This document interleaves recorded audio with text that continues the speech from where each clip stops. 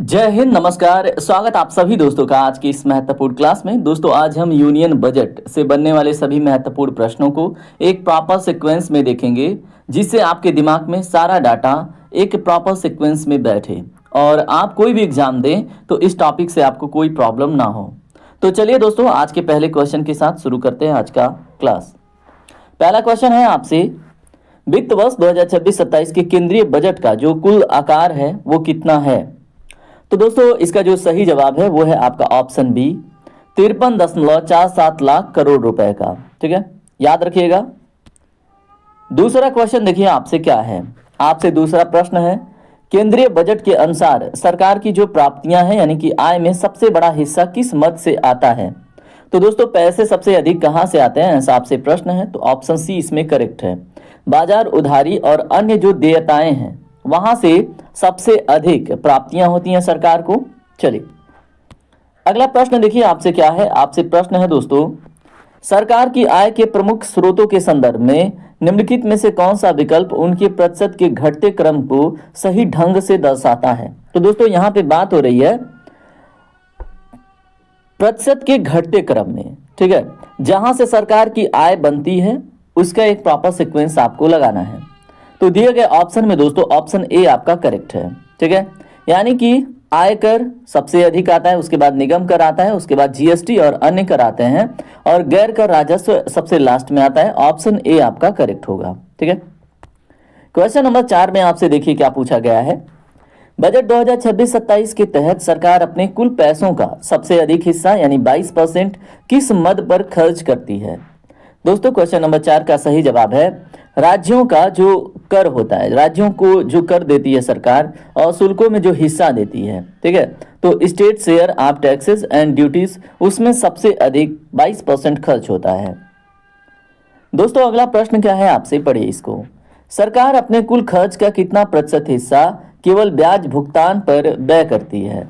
इसका सही जवाब होगा आपका ऑप्शन बी, 20%। ठीक है, तो सरकार अपने कुल खर्च का 20% केवल ब्याज भुगतान पर खर्च करती है, याद रखेंगे।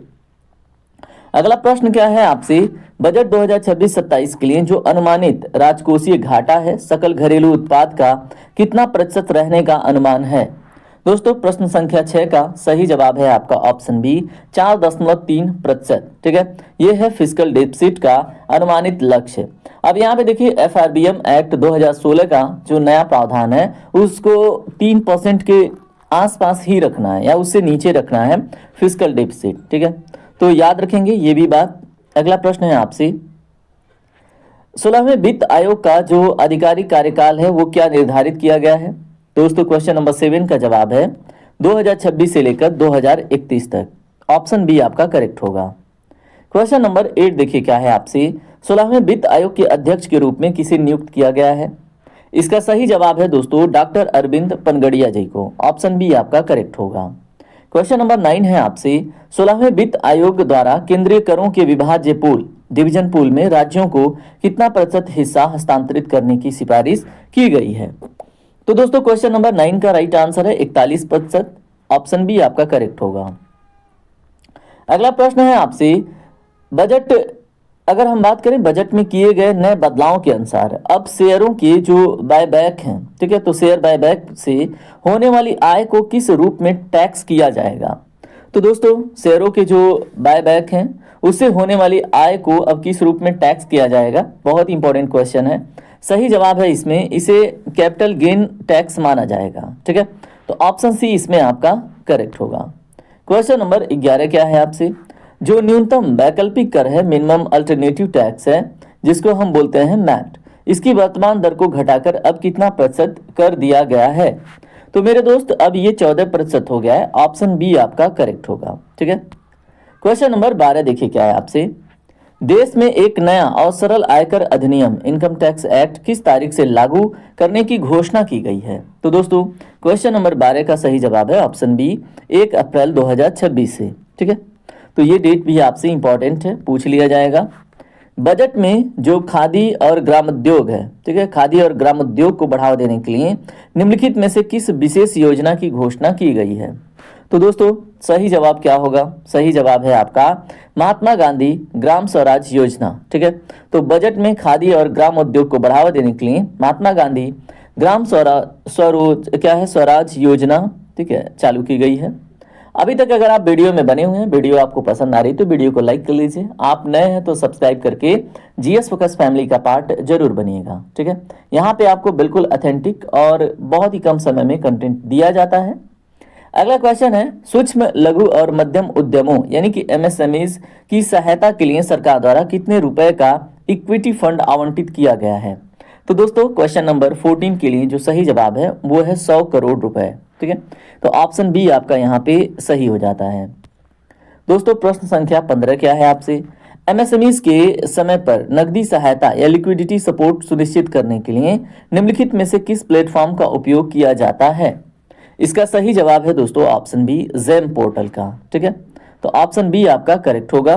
क्वेश्चन नंबर 16 देखिए, आत्मनिर्भर भारत निधि जिसको हम आत्मनिर्भर भारत निधि के रूप में जानते हैं, इसके तहत सरकार द्वारा कितने करोड़ रुपए का अतिरिक्त टॉपअप दिया गया है? तो मेरे दोस्त इसका सही जवाब है 2000 करोड़ रुपए का टॉपअप दिया गया है। ठीक है, क्वेश्चन नंबर 17 क्या है आपसे? बजट 2026-27 में प्रावधानों के अनुसार सरकार ने देश के रक्षा क्षेत्र में डिफेंस सेक्टर में खर्च के लिए क्या रुख अपनाया है? तो दोस्तों क्वेश्चन नंबर 17 का सही जवाब होगा आपका ऑप्शन सी, रक्षा क्षेत्र में खर्च को इसमें बढ़ाया गया है। ठीक है, अगला प्रश्न है सरकार द्वारा विभिन्न कल्याणकारी योजनाओं और रियायतों के तहत दी जाने वाली जो सब्सिडी है उस पर कुल बजटीय खर्च का कितना प्रतिशत व्यय करता है या फिर होता है? तो दोस्तों क्वेश्चन नंबर 18 का सही जवाब है ऑप्शन बी 6%। ठीक है, याद रखेंगे एग्जाम में प्रश्न बनेगा। सरकार द्वारा दिए जाने वाले कुल सब्सिडी खर्च में सबसे बड़ा हिस्सा मेजर शेयर किस मद का है? क्वेश्चन नंबर 19 का सही जवाब है फूड सब्सिडी। ठीक है, तो याद रखिएगा खाद्य सब्सिडी है।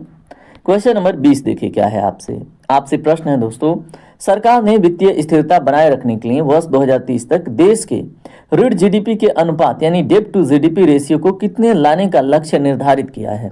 ये डायरेक्टली क्वेश्चन आपके एग्जाम में देखने को मिलेगा। ठीक है, तो इसका सही जवाब क्या है बताएं? इसका सही जवाब है दोस्तों ऑप्शन सी 50% प्लस माइनस 1% का लक्ष्य रखा गया, डेब्ट टू जीडीपी रेशियो। अगला प्रश्न क्या है आपसे? केंद्रीय बजट के अनुसार वर्तमान में देशों का जो ऋण जीडीपी अनुपात है वो कितना अनुमानित है? तो दोस्तों यहाँ पे बताना है आपको। क्वेश्चन नंबर 21 का भी सही जवाब लगभग 55.6% हो जाता है। ठीक है, तो यहाँ पे मोटा मोटी जब पूछे तो आपको ये ट्रिक करना है। ठीक है, वर्तमान में देश का ऋण टू जीडीपी ये है रेशियो। ठीक है, सरकार द्वारा आर्थिक विकास को गति देने के लिए जो पूंजीगत व्यय है इसका लक्ष्य बढ़ाकर कितने लाख करोड़ रुपए किया गया है? तो दोस्तों कैपेक्स कितना किया गया है आप बताएं? इसका सही जवाब क्या होगा? इसका सही जवाब है 12.2 लाख करोड़ रुपए का। ठीक है, पूंजीगत व्यय मतलब समझ रहे हो, मतलब ऐसे जगह पे इन्वेस्ट जहां पे सरकार के लिए कमाई भी हो। भारतीय अर्थव्यवस्था में विनिर्माण क्षेत्र का जो जीडीपी में योगदान है वो बढ़ाने के लिए वर्ष 2030 तक यहाँ पे उसको बढ़ाने तक का क्या लक्ष्य रखा गया है? मतलब भारतीय अर्थव्यवस्था में जो मैन्युफैक्चरिंग सेक्टर का योगदान है जीडीपी में, ठीक है, उसको कितना बढ़ाने का लक्ष्य रखा गया है 2030 तक, ऐसा प्रश्न है। इसका सही जवाब है दोस्तों 25% तक ले जाने का लक्ष्य रखा गया है। क्वेश्चन नंबर 24 देखिए क्या है आपसे, आप इसको पढ़िए ध्यान से। आपसे प्रश्न है एनआरआई निवेश को आकर्षित करने और बढ़ावा देने के लिए सरकार द्वारा निम्नलिखित में से कौन सी विशेष छूट प्रदान की गई है? तो दोस्तों यहाँ पे जो सही जवाब है वो है आपका टोल विनिर्माता में जो निवेश है उस पर 5 वर्षों के लिए आयकर में छूट दिया गया है। ठीक है, चलिए क्वेश्चन नंबर 25 देखिए, समुद्री खाद्य उत्पादों सी फूड प्रोडक्ट्स के निर्यात को प्रोत्साहित करने के लिए शुल्क प्रोत्साहन यानी कि ड्यूटी इंसेंटिव को 1%, ठीक है, 1% बढ़ाकर कितना करने का लक्ष्य है? तो दोस्तों बताएं सी फूड प्रोडक्ट्स के निर्यात को प्रोत्साहित करने के लिए जो ड्यूटी इंसेंटिव है उसको 1% से बढ़ाकर कितना करने का लक्ष्य है? तो दोस्तों यहाँ पे जो सही जवाब है वो है आपका ऑप्शन बी 3%। ठीक है, अगला प्रश्न है आपसे, देश में निर्यात और विनिर्माण को बढ़ावा देने के लिए चमड़ा और सिंथेटिक फुटवेयर उद्योग को बजट में क्या विशेष सुविधा दी गई है? तो दोस्तों बताएं। विनिर्माण को बढ़ावा देना है, उसके लिए चमड़ा और सिंथेटिक फुटवेयर उद्योग को बढ़ावा देना है बजट में, तो उसके लिए विशेष सुविधा क्या दी गई है? क्वेश्चन नंबर 26 का राइट आंसर है दोस्तों, कच्चे माल और आवश्यक घटकों के लिए शुल्क मुक्त, ठीक है, शुल्क मुक्त आयात की सुविधा। ठीक है। क्वेश्चन नंबर आप 27 देखें, पर्यटन उद्योग को सुदृढ़ करने के उद्देश्य से कितने गाइडों की कौशल विकास स्किल डेवलपमेंट के लिए एक पायलट प्रोजेक्ट की घोषणा की गई है? दोस्तों यहाँ पे जो सही जवाब हो जाता है वो आपका ऑप्शन सी, 10,000 गाइडों के लिए। कितने गाइडों के लिए स्किल डेवलपमेंट स्कीम चली है, पायलट प्रोजेक्ट चला है? तो दोस्तों 10,000। ठीक है, तो याद रखेंगे, बहुत ही इंपॉर्टेंट क्वेश्चन आपके एग्जाम में यहाँ से बनेगा। ठीक है, बात करते हैं अगले क्वेश्चन के ऊपर। अगला क्वेश्चन देखिए क्या है, चलिए बात करते हैं। अगला क्वेश्चन पढ़िए आप ध्यान से, वन्य जीव संरक्षण और अंतर्राष्ट्रीय सहयोग को मजबूत करने के लिए भारत पहली बार किस वैश्विक शिखर सम्मेलन की मेजबानी करेगा? तो दोस्तों बात हो रही है वन्य जीव संरक्षण और अंतर्राष्ट्रीय सहयोग को मजबूत करना। इसके लिए क्वेश्चन नंबर 28 का सही जवाब है ग्लोबल बिग कैट समिट। कहाँ पे हुआ है? मैंने आपको समिट वाले सेशन में बताया था, नई दिल्ली में। तो दोस्तों याद रखेंगे, बहुत इंपॉर्टेंट क्वेश्चन आपसे एग्जाम में बनेगा ये। ठीक है, चलिए क्वेश्चन नंबर हम देखते हैं 29। इसको पढ़िए ध्यान से और बताइए, पर्यटन और सांस्कृतिक जुड़ाव को बढ़ावा देने के लिए पूर्वोत्तर भारत नॉर्थ ईस्ट इंडिया में निम्नलिखित में से किस विशेष धार्मिक या सांस्कृतिक कॉरिडोर को विकसित किया जाएगा?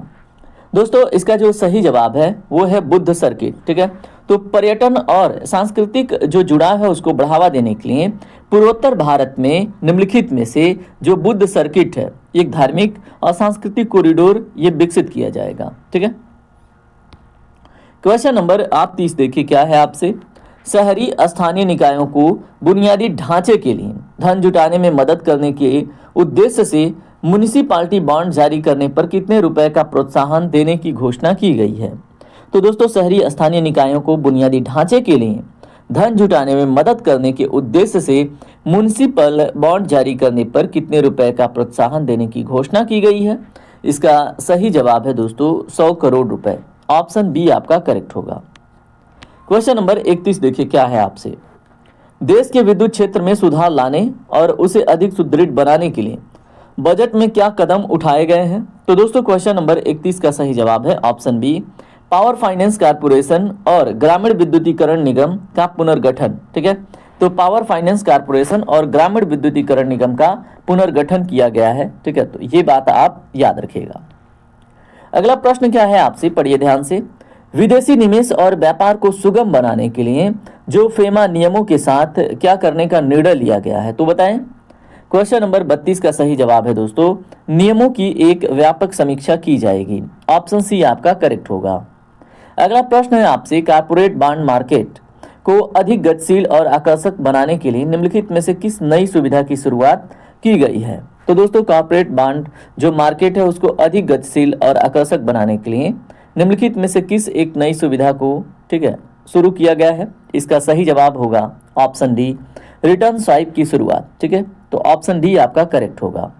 क्वेश्चन नंबर 34 क्या है आपसे, वैश्विक स्तर पर जो फिशरीज है, मत्स्य पालन है और उसके उत्पादन के क्षेत्र में भारत का जो विश्व में कौन सा स्थान है? ऐसा प्रश्न है दोस्तों। इसका सही जवाब होगा दूसरा स्थान। ऑप्शन डी आपका करेक्ट होगा।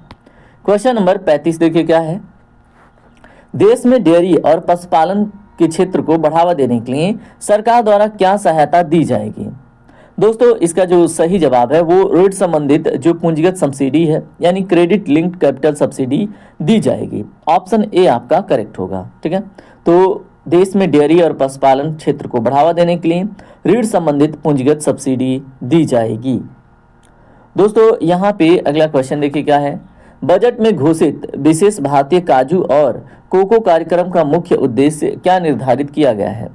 तो दोस्तों इसका जो सही जवाब है वो है आपका उत्पादन और उत्पादकता को बढ़ाना। ठीक है,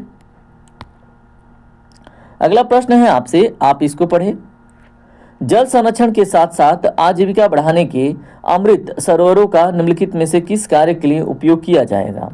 तो दोस्तों इसका जो सही जवाब है वो है आपका मत्स्य पालन के लिए एकीकृत विकास। ठीक है, तो जल संरक्षण के साथ साथ आजीविका बढ़ाने के लिए मत्स्य पालन के लिए एकीकृत विकास के ऊपर भी फोकस किया जाएगा। अगला प्रश्न देखें, बजट के अनुसार आधारभूत संरचना विकास मुख्य रूप से 5 लाख से अधिक आबादी वाले किस शहर श्रेणी पर केंद्रित है? तो दोस्तों बजट के अनुसार अगर हम बात करें, जो इंफ्रास्ट्रक्चर डेवलपमेंट है, आधारभूत संरचना, वो मुख्य रूप से 5 लाख से अधिक आबादी वाले किस शहर श्रेणी पर केंद्रित है? इसका सही जवाब है टीयर 1 और टीयर 2 शहर। ठीक है, क्वेश्चन नंबर आप 39 देखिए, सरकार की दीर्घकालिक आर्थिक नीतियों के तहत राजकोषीय विवेक यानी फिस्कल प्रूडेंस का मुख्य आधार क्या है? तो दोस्तों दीर्घकालिक आर्थिक नीतियों के तहत जो राजकोषीय विवेक का मुख्य आधार है वो है आपका स्थायित्व, कम मुद्रास्फीति, राजकोषीय अनुशासन और संधारणीय वृद्धि। ठीक है, तो ऑप्शन सी आपका करेक्ट होगा। दोस्तों इसमें अगले क्वेश्चन की तरफ बढ़ते हैं। क्वेश्चन नंबर 40 देखिए क्या है आपसे, भारत सरकार द्वारा निर्धारित महत्वाकांक्षी लक्ष्यों के अनुसार 2030 तक भारत की अर्थव्यवस्था का क्या लक्ष्य रखा गया है? इसका सही जवाब है दोस्तों विश्व की तीसरी सबसे बड़ी अर्थव्यवस्था बनना। ठीक है, क्वेश्चन नंबर 41 पढ़ें आप, भारत सरकार द्वारा निर्धारित दीर्घकालिक विजन के तहत वर्ष 2047 तक देश का क्या लक्ष्य रखा गया है?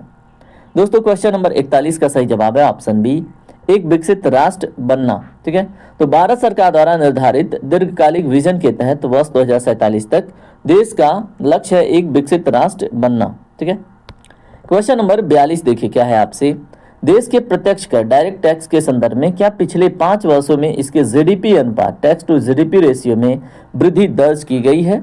तो दोस्तों इसका सही जवाब है ऑप्शन सी, हाँ, पिछले 5 वर्षों में इसमें लगातार वृद्धि हुई है टैक्स टू जीडीपी रेशियो में। अगला प्रश्न है, क्या हाल के वर्षों के बजटीय आंकड़ों के अनुसार देश के जो इनडायरेक्ट टैक्स हैं उसके संग्रह में लगातार वृद्धि दर्ज की गई है? तो दोस्तों इसका बात है जवाब है नहीं, इसमें गिरावट देखी गई है इनडायरेक्ट टैक्स के मामले में। ठीक है, चलिए क्वेश्चन नंबर आप 44 देखिए, केंद्रीय बजट 2026-27 के प्रावधानों के अनुसार देश का जो प्रभावी राजस्व घाटा है वो कितना अनुमानित है? इसका सही जवाब है आपका 0.3%। ठीक है, तो ये क्या है, इफेक्टिव रेवेन्यू डेफिसिट, ये अनुमानित है 0.3%।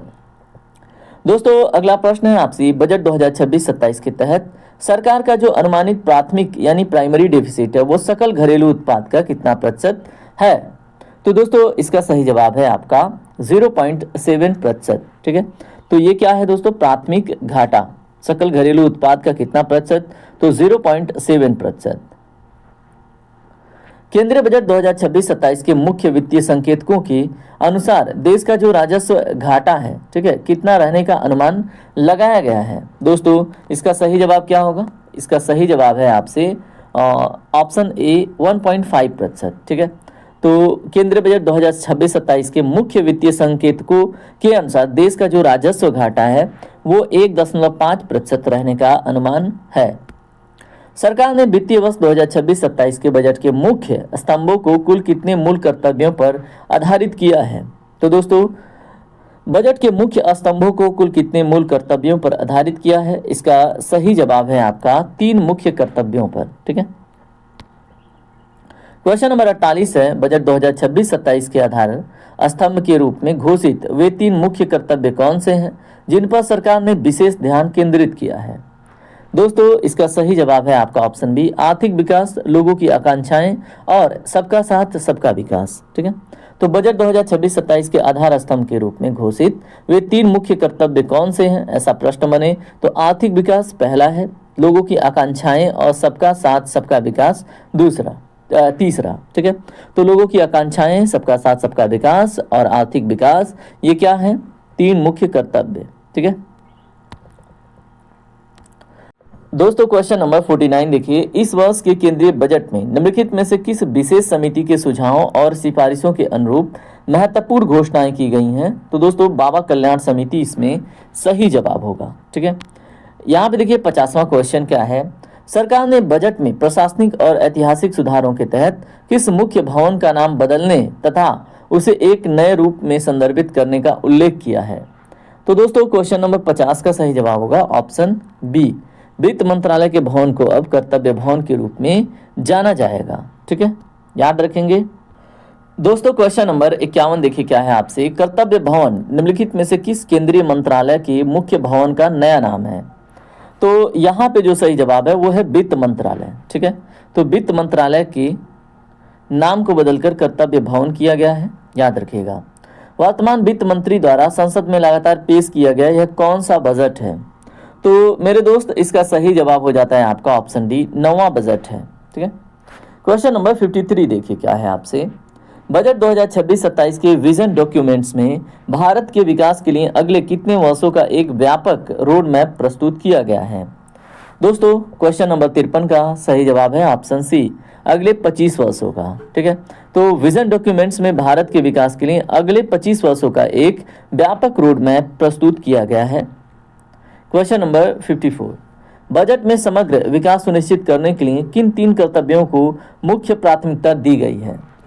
तो दोस्तों क्वेश्चन नंबर 54 का सही जवाब है आपका ऑप्शन बी, आर्थिक विकास को बढ़ावा देना, लोगों की आकांक्षाओं को पूरा करना और सबका साथ सबका विकास। ठीक है, तो ये बजट में समग्र विकास सुनिश्चित करने के लिए 3 कर्तव्य हैं, याद रखिएगा, इंपॉर्टेंट क्वेश्चन बनेगा आपसे। दोस्तों क्वेश्चन नंबर 55 देखिए क्या है आपसे, भारतीय संविधान के किस अनुच्छेद के तहत राष्ट्रपति द्वारा 16वें वित्त आयोग का गठन किया गया है? क्वेश्चन नंबर 55 का जो सही जवाब है वो है अनुच्छेद 280 के अंतर्गत। ठीक है, क्वेश्चन नंबर 56 देखिए क्या है आपसे, यहाँ पे प्रश्न पूछा गया है, भारतीय राज्य व्यवस्था के नियमों के अनुसार क्या वित्त आयोग की सिफारिशें सरकार के लिए कानूनी रूप से बाध्यकारी होती हैं? तो दोस्तों क्वेश्चन नंबर 56 का सही जवाब क्या होगा, आप मुझे कमेंट में बताइए। इसका सही जवाब है नहीं, ये केवल सलाहकारी या संवैधानिक सिफारिशें होती हैं जो सरकार के लिए बाध्यकारी नहीं है। ठीक है, क्वेश्चन नंबर 57 देखिए, राजकोषीय संघवाद फिस्कल फेडरलिज्म के संदर्भ में वर्टिकल डिवोल्यूशंस, ठीक है, जो वर्टिकल डिवोल्यूशंस है उसका सही अर्थ क्या है?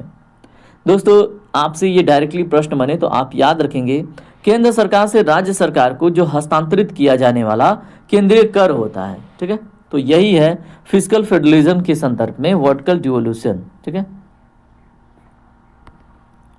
अगला प्रश्न क्या है आपसे, 14वें वित्त आयोग ने केंद्रीय करों के विभाज्य पूल में से राज्यों को कितना प्रतिशत हिस्सा देने की सिफारिश की थी? तो दोस्तों इसका जो सही जवाब है वो है आपका ऑप्शन सी, 42%। ठीक है, 15वें वित्त आयोग द्वारा राज्यों को दिए जाने वाले केंद्रीय करों के वितरण का जो हिस्सा कितना प्रतिशत निर्धारित किया गया था? दोस्तों इसका सही जवाब है आपका ऑप्शन ए, 41%। ठीक है, तो 15वें वित्त आयोग द्वारा राज्यों को जो दिए जाने वाला केंद्रीय कर है उसके वितरण हिस्सा का कितना प्रतिशत? तो 41%। चलिए बात करते हैं क्वेश्चन नंबर 60 के ऊपर। आपसे प्रश्न है, कर चोरी रोकने के उद्देश्य से शून्य लाभ, जीरो प्रॉफिट दिखाने वाली कंपनियों की बुक प्रॉफिट पर लगाया जाने वाला कर क्या कहलाता है? तो दोस्तों क्वेश्चन नंबर 60 का सही जवाब क्या होगा? ऑप्शन डी, न्यूनतम वैकल्पिक कर। ठीक है, इसको हम मिनिमम अल्टरनेट टैक्स कहेंगे, यह आपके बजट के लिए इंपॉर्टेंट था।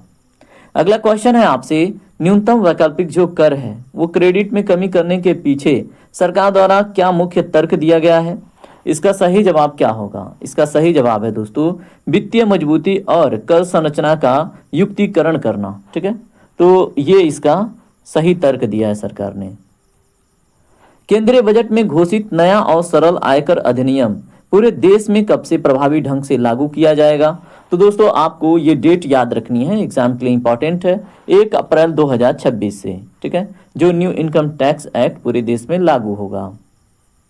अगला प्रश्न है आपसे, स्थानीय स्तर पर रोजगार और कारीगरों को बढ़ावा देने वाला एक जिला एक उत्पाद, ठीक है, इसको ओडीओपी कार्यक्रम के रूप में जानते हैं, किस बजटीय योजना के साथ निकटता से समन्वय रखता है? दोस्तों इसका सही जवाब क्या होगा?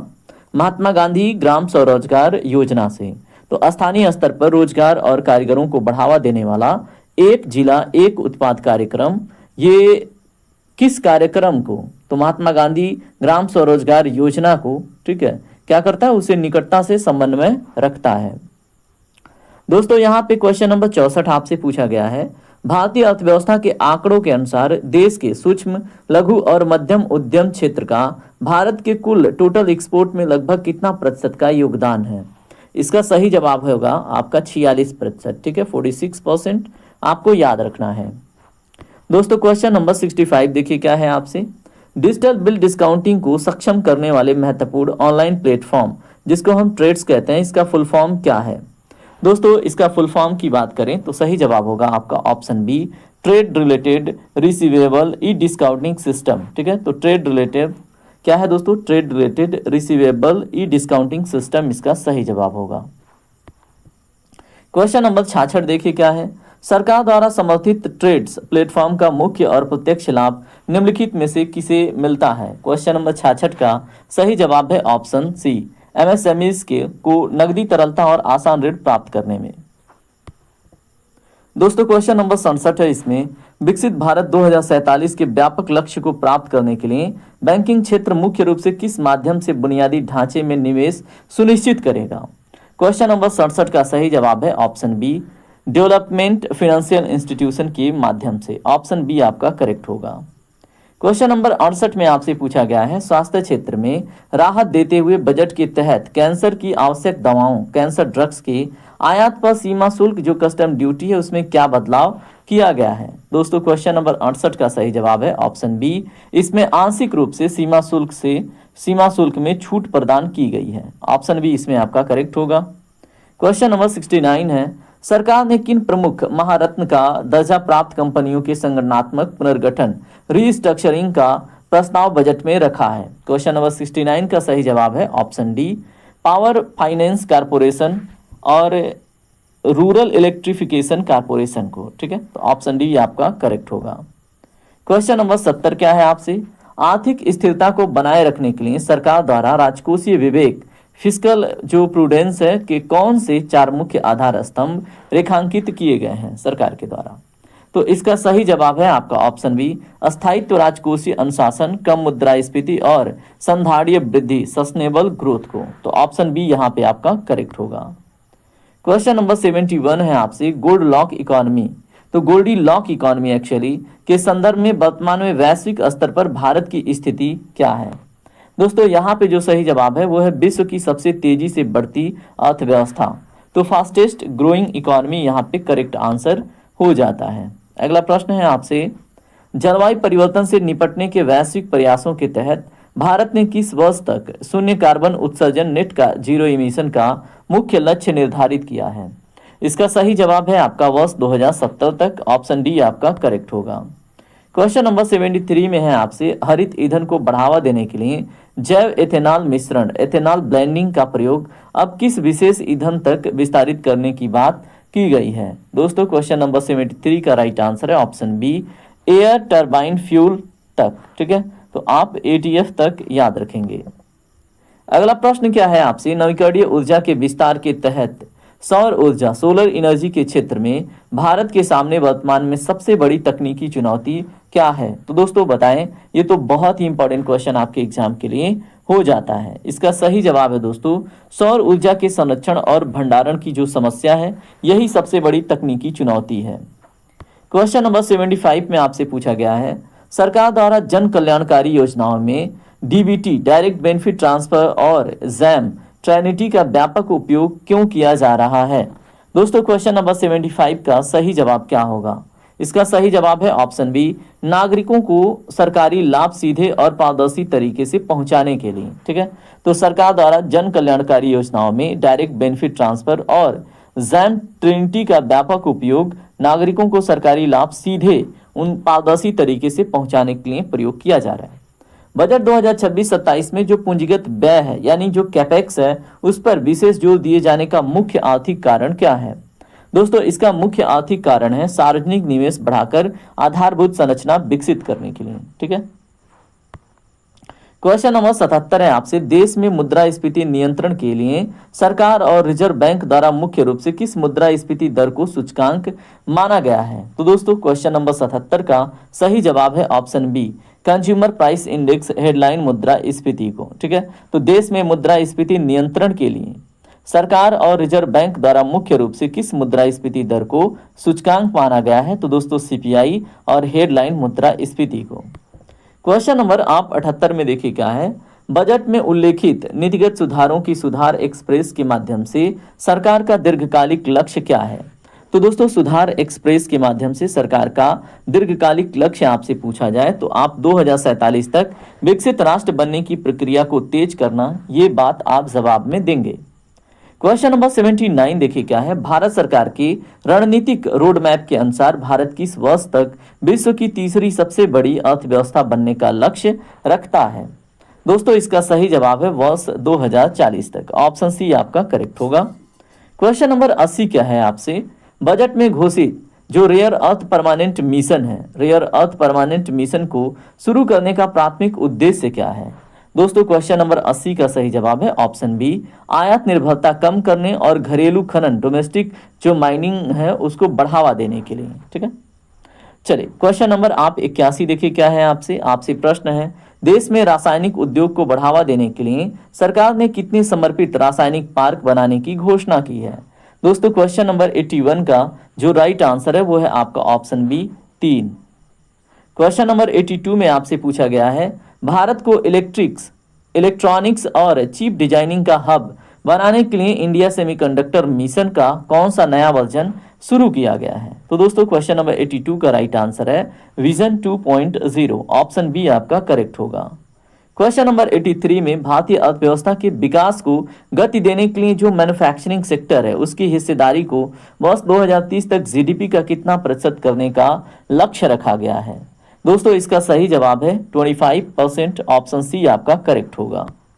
क्वेश्चन नंबर 84 क्या है। विदेशी निवेश को प्रोत्साहित करने के उद्देश्य से टोल विनिर्माता टोल मैन्युफैक्चरिंग में निवेश करने पर जो अनिवासी भारतीयों जो एनआरआई हैं को क्या विशेष लाभ दिया गया है? तो दोस्तों 84 नंबर क्वेश्चन का राइट आंसर है 5 वर्षों के लिए इनकम टैक्स से छूट दिया गया है। ये बात मैंने आपको शुरू में भी बताई थी। क्वेश्चन नंबर 85 क्या है। समुद्री खाद्य उत्पादों सी फूड प्रोडक्ट्स के निर्यात को बढ़ावा देने के लिए इसके एफओबी यानी कि इसके जो मूल्य के शुल्क प्रोत्साहन को कितने प्रतिशत कम करने का या फिर कितने प्रतिशत करने का लक्ष्य है?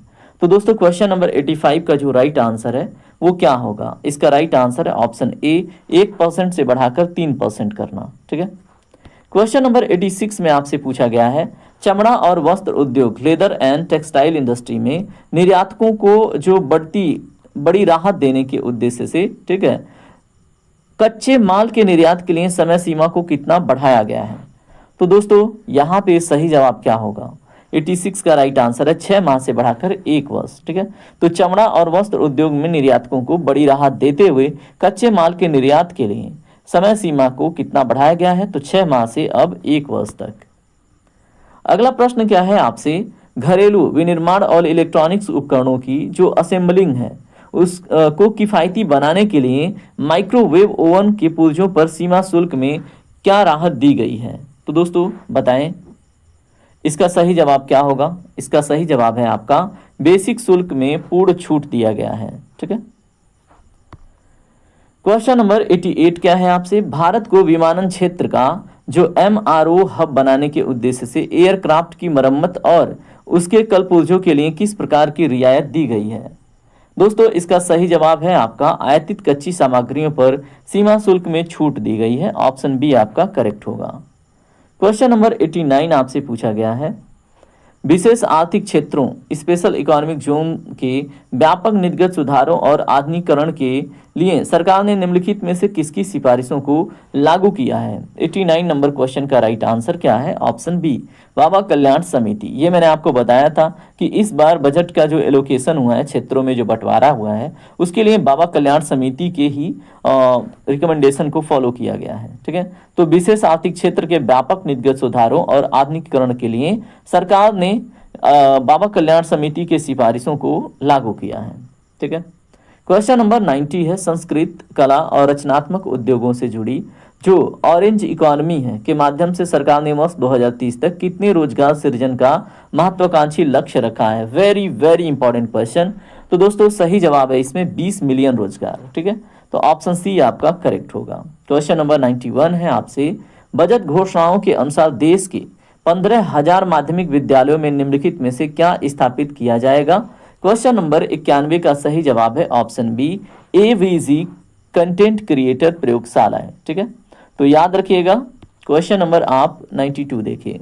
युवाओं को वैश्विक स्तर पर प्रतिस्पर्धी बनाने के लिए खेलो इंडिया मिशन के तहत इस बार किस पर विशेष जोर दिया गया है? तो दोस्तों, युवाओं को वैश्विक स्तर पर कॉम्पिटिटिव बनाने के लिए खेलो इंडिया मिशन के तहत किस पर जोर दिया गया है? राइट आंसर है विज्ञान, प्रौद्योगिकी और खेल बुनियादी ढांचे का एकीकरण करने पर। ठीक है, क्वेश्चन नंबर 93 में आपसे क्या पूछा गया है? पर्यटन और सेवा क्षेत्र की जरूरतों को पूरा करने तथा शिक्षा और उद्योग के बीच सेतु के रूप में निम्नलिखित में से किसकी स्थापना की जाएगी? दोस्तों, क्वेश्चन नंबर 93 का राइट आंसर है राष्ट्रीय आतिथ्य संस्थान नेशनल हॉस्पिटैलिटी इंस्टीट्यूट को। ठीक है, इसकी स्थापना की जाएगी किस लिए? पर्यटन और सेवा क्षेत्र की जरूरतों को पूरा करने तथा शिक्षा एवं उद्योग के बीच सेतु बनाने के लिए क्या नेशनल हॉस्पिटैलिटी इंस्टीट्यूट की स्थापना की जाएगी? क्वेश्चन नंबर आप 94 देखिए। पर्यटकों को बेहतर अनुभव और देश के ऐतिहासिक स्थलों की व्यापक जानकारी प्रदान करने के लिए कौन सा डिजिटल कार्यक्रम शुरू किया जाएगा? तो दोस्तों, इसका सही जवाब है आपका राष्ट्रीय गंतव्य डिजिटल ज्ञान ग्रिड। तो national destination digital knowledge grid की स्थापना की जाएगी। क्वेश्चन नंबर 95 क्या है? इसका सही जवाब है क्या होगा? सांस्कृतिक जुड़ाव और वैश्विक पर्यटकों को आकर्षित करने के उद्देश्य से जो नॉर्थ ईस्ट रीजन है उसमें निम्नलिखित में से किसे विकसित किया जाएगा? दोस्तों, इसका सही जवाब है बुद्ध सर्किट। ठीक है, तो ऑप्शन बी आपका यहाँ पे करेक्ट होगा। क्वेश्चन नंबर 96 क्या है? शहरी स्थानीय निकायों द्वारा म्युनिसिपल बॉन्ड जारी करने का मुख्य और प्राथमिक उद्देश्य क्या है? दोस्तों, क्वेश्चन नंबर 96 का सही जवाब क्या होगा? आप मुझे कमेंट करके बताइए। शहरी या शहरों के लिए केंद्र राज्य पर निर्भरता कम कर बाजार से वित्त जुटाना, ये इसमें सही जवाब होगा। क्वेश्चन नंबर 97 क्या है? पशुधन स्वास्थ्य को बेहतर बनाने के उद्देश्य से पशुपालन के क्षेत्र में किन बुनियादी सुविधाओं के विकास के लिए पूंजीगत सब्सिडी दी जाएगी? दोस्तों, क्वेश्चन नंबर 97 का राइट आंसर है ऑप्शन बी, पशु चिकित्सा महाविद्यालय और नैदानिकी प्रयोगशालाएं स्थापित करने के लिए। ठीक है, तो option B is the right answer. Question number 98 क्या है? आपसे प्रश्न है कृषि और बागवानी क्षेत्र के वैश्विक आंकड़ों के अनुसार नारियल उत्पादन कोकोनट प्रोडक्शन में भारत का विश्व में कौन सा स्थान है? दोस्तों, यहाँ पे प्रथम स्थान इसमें करेक्ट होगा। ऑप्शन ए आपका सही जवाब है। अगला प्रश्न क्या है? समुद्री संस्थानों के संरक्षण और न्यायसंगत दोहन के संदर्भ में मत्स्य पालन क्षेत्रों में प्रयुक्त शब्द IUU का सही फुल फॉर्म क्या है? तो दोस्तों, क्वेश्चन नंबर 99 का सही जवाब है ऑप्शन बी। क्या है दोस्तों? इलीगल, अनरिपोर्टेड एंड अनरेगुलेटेड मत्स्य पालन, ये है इसका फुल फॉर्म, याद रखिएगा। क्वेश्चन नंबर आप 100 देखिए क्या है? 100 नंबर का क्वेश्चन आपसे है देश के कुल ऋण GDP अनुपात को नियंत्रित करने और राजकोषीय घाटे को कम करने के लिए सरकार मुख्य रूप से किस कानून का पालन कर रही है? दोस्तों, इसका सही जवाब है ऑप्शन बी, FRBM एक्ट 2016 को। और इस तरह से दोस्तों आज का जो क्लास है वो कंप्लीट हुआ। उम्मीद करता हूँ आपने सभी महत्वपूर्ण पॉइंट रिकॉल किए हैं, रिवीजन किए हैं। यहीं से प्रश्न आपके एग्जाम में देखने को मिलेगा, इसलिए इस क्लास को आप सेव करके रख लीजिए। और अब मिलते हैं हम अगले क्लास में, तब तक के लिए आप मुझसे जुड़ने के लिए सब्सक्राइब कर लीजिए। अपना ख्याल रखिए, पढ़ाई पे जोर दीजिए। जय हिंद, जय भारत, आपका दिन शुभ हो।